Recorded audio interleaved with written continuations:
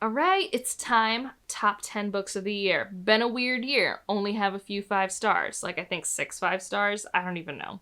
Yeah, 6 5 stars. The rest on this list are 4.5 stars. I do have them ranked, and I do have an honorable mention because it's a book I'm reading right now.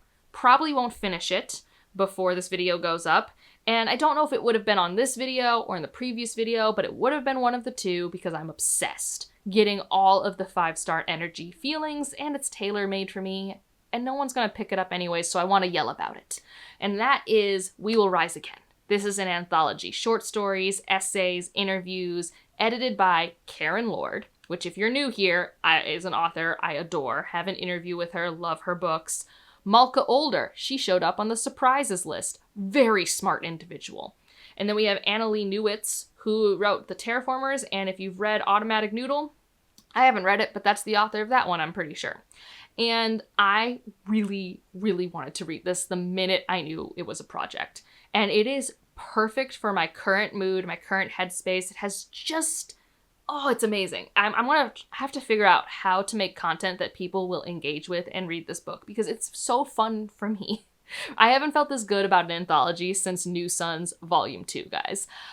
This one thematically is about activism. It's about dealing with the current political climate. It's about being realistic and optimistic. It's about imagining futures, and how sci-fi, in helping you imagine futures, can help you contextualize where you are, help you engage with where the world is at. And I need that right now. I'm always like someone who needs that blend of optimism and realism. Now pair that with the fact that the stories have not missed so far. I am adoring them. And some of these are authors I've read from before. Some of them are new to me. They are tight. The curation on this is next level. It's like a mixtape that sings. So I say that I've only read like 30% of it. So obviously a bunch of stories in the back half could flop for me. I don't see that happening, but it could. But this is definitely something that speaks to who I am as a reader. So I know it would have been in the previous video or this one, and more people will probably watch this one, and I wanted to yell about it. So with that out of the way, let us get to the top 10, which I didn't really look at the genre breakdown. So let's look real quick. I believe 3, 4. So 4 of these are sci-fi, and I've got 1 horror, and which last year I had a boatload more horror. And then I've got 3 fantasy and 2 romance. So it's a little all over the place. Let's start with the horror. This is Buffalo Hunter by Stephen Graham Jones. It was good. It was really good. Especially because I read this the same weekend that I saw Sinners, which historical vampire horror. Yes. Really love that. I really love its style and how it has to be. I mean, I guess I don't know for sure if it is an homage to how Bram Stoker's Dracula is, but I have to assume the epistolary nature kind of lends itself to that. I really liked all 3 storylines and how the tension just kept building. You just start in an unsettling place, and then it is just like a tiny bit jump scare horror. And I think its discussion around what is erased, what has to be sacrificed, how language works, it's so smart. It's such a smart and engaging story. Is it my favorite Stephen Graham Jones? No. Is it my prettiest? Yes, it is a very pretty book. So yeah, really loved this book. It's definitely a book where I don't give it a full 5 stars, but it is quality a 5-star book. It's like a 5-star book where I had a 4.5-star experience, and that's how it's on this list. My next one is The Sovereign by C.L. Clarke, the ending of the Magic of the Lost trilogy. I have an author interview with C.L. Clarke, and The Unbroken is one of my favorite books of all time. And this is a book, I'm happy to say, stuck the landing of the trilogy. It really did. It's ambitious. It chooses to take up space and give you slow build character moments and really unpack why characters are responding and acting acting that the way that they do in these really stressful political moments. We're balancing a plague, we're balancing internal unrest, we're balancing what's happening in the colonies and with a neighbor that we have animosity towards, in addition to all of our interpersonal relationships. And I think it handles them all. Does that mean it's perfectly paced for me? No. But I'm so happy that it got to finish the story that it started, and I feel very satisfied with where all the threads went. And there are some scenes that shouldn't be read at 1 a.m, but I read them at 1 a.m. anyways, and isn't that the way to be a reader? The next one is my first romance I want to mention. I've read a fair few romance this year. Not all of them super big hits, but a lot of them did stick with me. I found myself reading at least a romance or two a month, especially with just where my head was, because I just wanted the serotonin of just being completely immersed and sucked into a story. And romance, the way the prose works, the way the plotting works, does it super well. Deep End was probably one of my favorites. It's not my favorite because I have one other ones, but it is my favorite one that I would say has, spicy scenes in it that I liked. And Deep End, I think, is really interesting, because I think a lot of conversation around it is how it has younger characters. These are college characters, they're Olympic athletes. And for me, they're actually the most mature Allie Hazelwood characters that I've read, probably because they're Olympic athletes. And I really enjoyed it. It snuck up on me. I had a really good time with the plot parts. I like Olympic stories. I like sports stories. So the actual plot was very engaging to me, because we have this character who's working through a performance block and has her own issues. And at the same time, we have these two characters and how they realize that they have a lot of physical similarities in what they like in the bedroom, and they are choosing to explore that. And their communication is so healthy and grounded. And so in many ways, I just really liked getting to read a book I knew would end happily ever after, with a lot of these stressors at the beginning. So yeah, I had a lot of fun with Deep End. I think if you're avoiding it because they are college characters, maybe they still will read too young for you. Maybe I have a better threshold, but I do think that they are very mature individuals. There's a lot of really grounded communication that I don't see in a lot of adult contemporary romance. My next read that I really just it sung. It was this is so good. It was the perfect length. This is where my 5 stars start, okay? Everything up to this point, 4.5 stars. This is my first 5-star. And this is The Practice, The Horizon, and The Chain. It is a tiny little sci-fi novella. In some ways, extremely derivative. We have this kind of generation spaceship. We have people in the bottom part doing all the grunt work. We have the middle tier. We have the upper tier. It's a caste system, right? And what I really loved, though, was how beautifully written it was. The prose was butter. I loved reading the prose. And I loved that we have this young man who was taken from basically the bowels of the ship and brought up by academia to be a part of their, school. They're and we have this program where we take the lessers who have skills and we allow them to, flourish. It's such a great commentary on academia. Oh, and then one of our other characters is someone who's in that academic space in a part of a lower caste system, who basically always is all talk, giving all these ideas, is a part of this program. But it's really about how academia is all talk. It doesn't really institute change because it is at the mercy of funding. It thrives in the system as is. It can never be a force for changing the system. And I think it just does that theme so well. The word choices worked for my brain in that moment. I was exhausted when I read this book, but it captivated me. It was emotionally charged. There was a scene where I was whoa. It's so short. It's so impactful and so short. Something I've learned about this author, and I won't love everything she writes, but she packs a punch in her prose. She can do a lot in a very short period of time. It's kind of the opposite, though, of the T. Kingfisher school, whereas I think T. Kingfisher does that without making you feel like it's dense. This feels like there's a lot to chew on in a very short period of time. So I really loved that. My next 5-star is my 5-star romance of the year, and that is The Wall of Winnipeg and Me. And I just talked about this with my in-person friends. We all read this for a little book club together. Otherwise, I wouldn't have read it. I don't know. It was on kind of my nebulous TBR. I've heard of Mariana Zapata. And at first I was very weirded out by it, because like I think the main character just has some weird thoughts sometimes. I'm just like, what do you mean you want to put your finger up his nose, and not in a sexy way? Like, it was just like a very weird thing on the first page of the book. I'm like, why would you say that?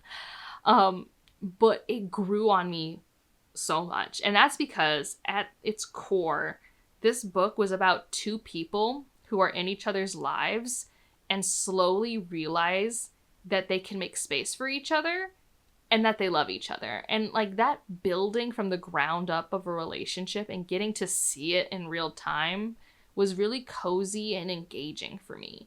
I that's all I can really think of. Like the start of this book, it's not enemies to lovers. It's not like he thinks that he thinks that she should just know that he loves her. No, like he's like actually really bad at emotions. He's so emotionally stunted. And she chooses to go through a marriage of convenience with him for reasonable things. Like, I mean, I think it's fantastical that this scenario would exist, but if I was provided the same opportunity as the main character, I would have taken it. You know? And I just really enjoyed watching them learn and grow together. It's that simple. I had that much buy-in to watching these people, and we all know that I thrive off character interactions, and this just felt so rich to me.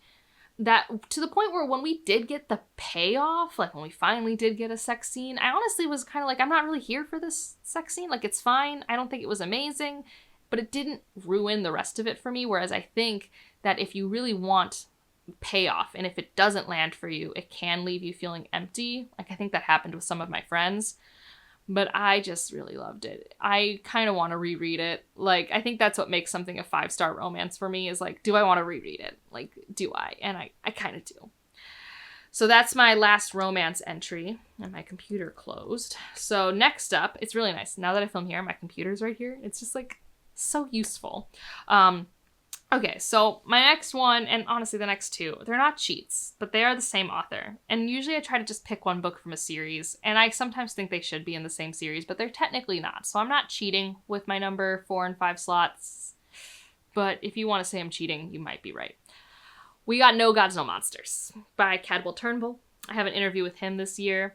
This is the first book in the Convergence series. I read this in a day on a plane traveling from Madrid to the United States. And boy, was it tailor-made for me.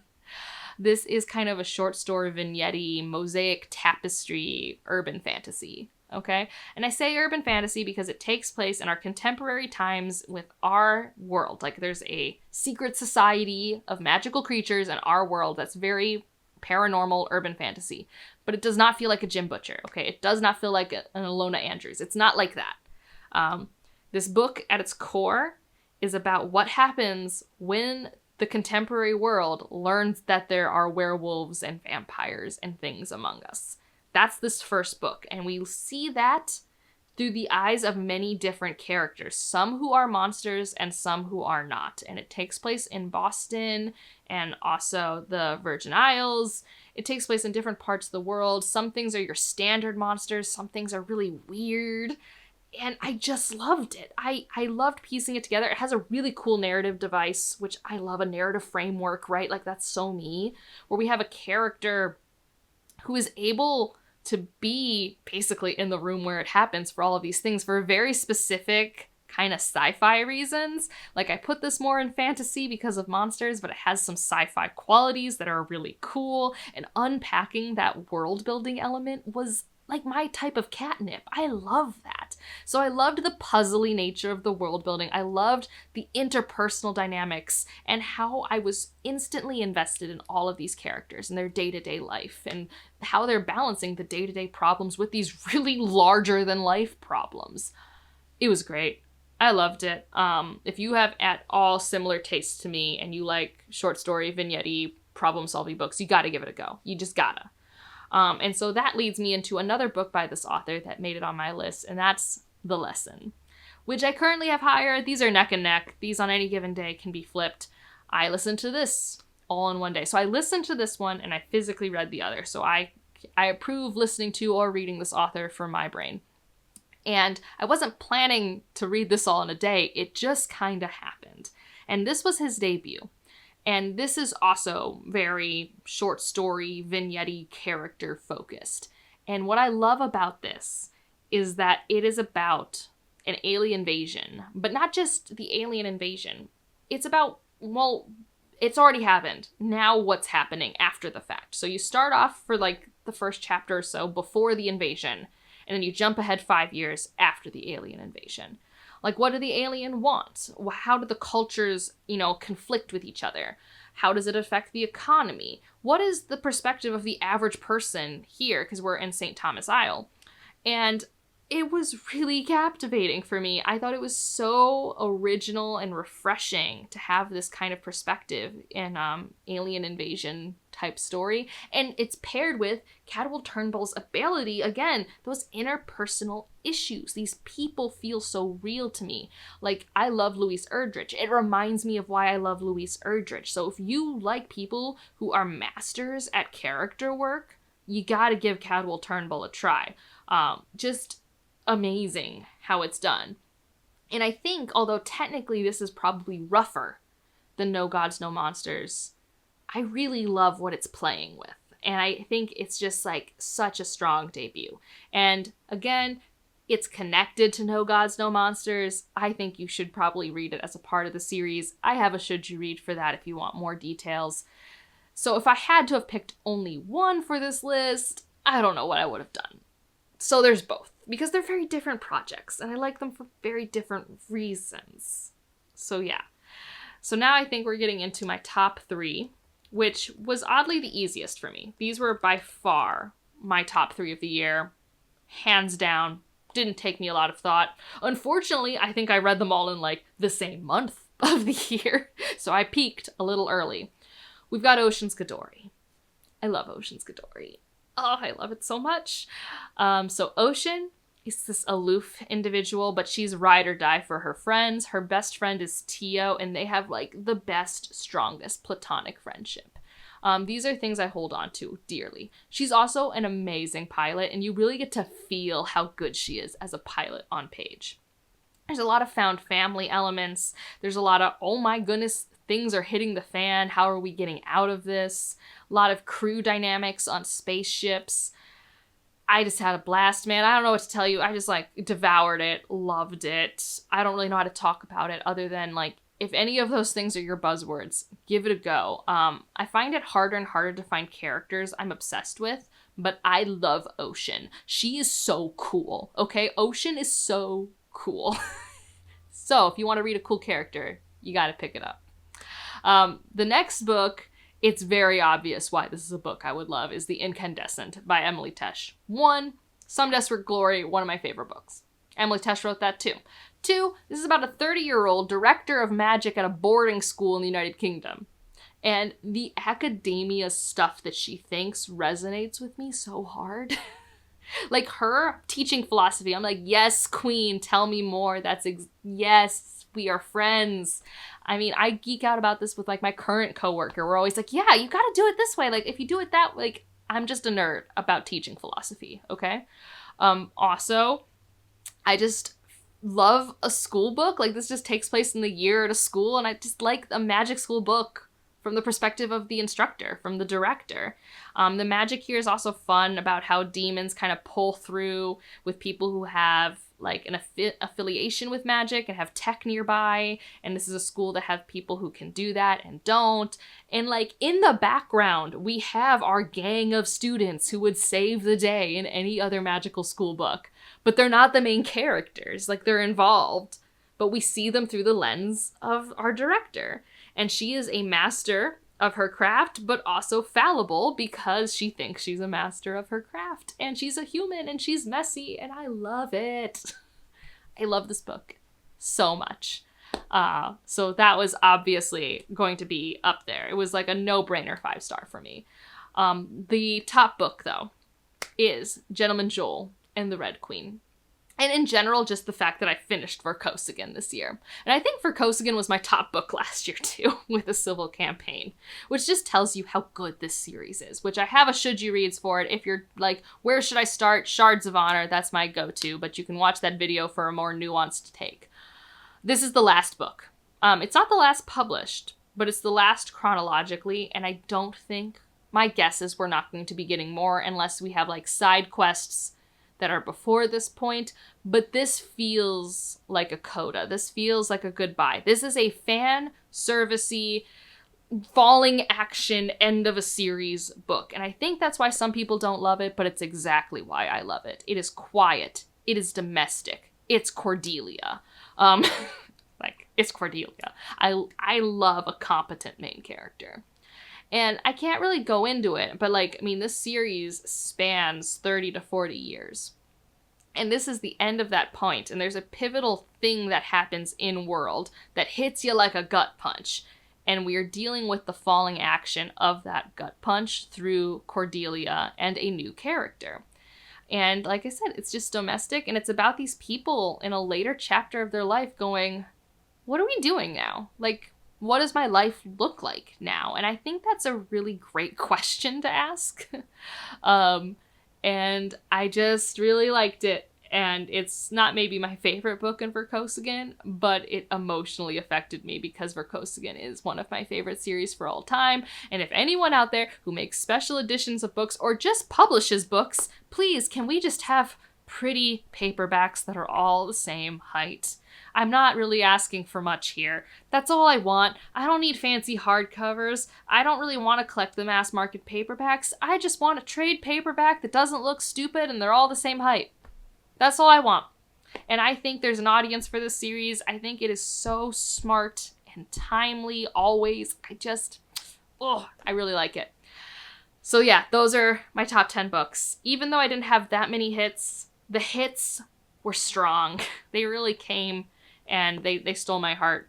So if you just want to leave an emoji though, to let me know you're here, I'll leave a phoenix or a bird for incandescent because that's what's on the cover. And let me know what your favorites were of the year. And let me know if based off these favorites, if there are any books you'd recommend to me and why. I do like the why. Sometimes if people just leave the book title, I'm like, but why?